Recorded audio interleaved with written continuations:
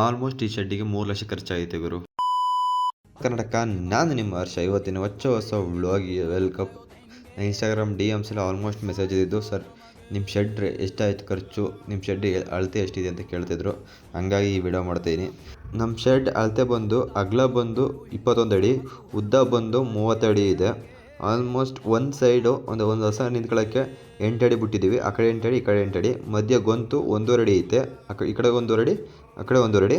ಮಧ್ಯೆ ನಾವು ವಾಕ್ ಮಾಡೋಕ್ಕೆ 2 ಅಡಿ ಬಿಟ್ಕೊಂಡಿದ್ದೀವಿ. ಈ ಥರ ಬಿಟ್ಕೊಂಡ್ರೆ ಆ ಫುಡ್ ಈ ಫುಡ್ ಎಕ್ಸ್ಚೇಂಜ್ ಆಗೋಲ್ಲ. ಹಾಗಾಗಿ ಮಧ್ಯೆ ಗ್ಯಾಪ್ ಬಿಟ್ಟಿದ್ರೆ ಎಕ್ಸ್ಚೇಂಜ್ ಆಗುತ್ತೆ ಅಂತ ನಾವು ಆ ಥರ ಮಾಡಿಲ್ಲ. ಎಕ್ಸ್ಚೇಂಜ್ ಆಗಬಾರ್ದು ಅಂತ ಮಧ್ಯೆ ಇಟ್ಕೊಂಡು ನಾವು ವಾಕ್ ಮಾಡೋಕ್ಕೂ ಸರಿಯಾಗುತ್ತಲ್ಲ ಅಂತ. ಅದು ಬಿಟ್ಟರೆ ನಮ್ಮ ಶೆಡ್ ಕಾಸ್ಟ್ ಎಷ್ಟು ಬಂದಿತ್ತು ಅಂದರೆ, ಟೋಟಲ್ ಕಾಸ್ಟು ಹೆಚ್ಚು ಕಮ್ಮಿ 3 ಲಕ್ಷ ಖರ್ಚಾಯಿತು. ಅದು ಫಸ್ಟ್ ಮೆಸ್ಸು ಬಂದು ಅದು ಸುತ್ತ ಮೆಸ್ ಹಾಕಿದ್ದೀವಿ, ಗೇಟು ಮೆಸ್ಸು. ಒಂದು ಸೈಡ್ ಮಾತ್ರ ಪೋಲ್ ನೆಟ್ಟಿಲ್ಲ.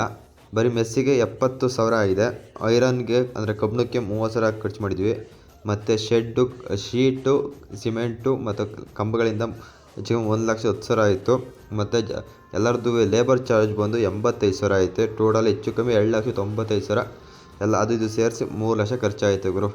ಆಲ್ಮೋಸ್ಟ್ ಯಾರು ಸ್ಟಾರ್ಟ್ ಮಾಡೋದಿದ್ರೆ 3 ಲಕ್ಷ ಬಜೆಟ್ ಕಮ್ಮಿ ಇಟ್ಕೊಂಡು ಸ್ಟಾರ್ಟ್ ಮಾಡಿ. ನಾವು ಹೊರಗಡೆ ಫಸ್ಟು ಕೊಡಕೆ ಇತ್ತು, ಕೊಡಕೆಯಿಂದ ಫಾರಮ್ ಮಾಡಿದ್ದು. ಸ್ಟಾರ್ಟಿಂಗೇ ಫಾರಮ್ ಏನು ಮಾಡಿರಲಿಲ್ಲ. ಈ ವಿಡಿಯೋ ನಿಮಗೆ ಇಷ್ಟ ಆಯಿತು ಇಲ್ಲ ಒಳ್ಳೆ ಇನ್ಫಾರ್ಮೇಷನ್ ಸಿಕ್ತು ಅಂದರೆ ಫಾಲೋ ಮಾಡಿ. ಸಿಗೋಣ ಮುಂದಿನ ವಿಡಿಯೋದಲ್ಲಿ.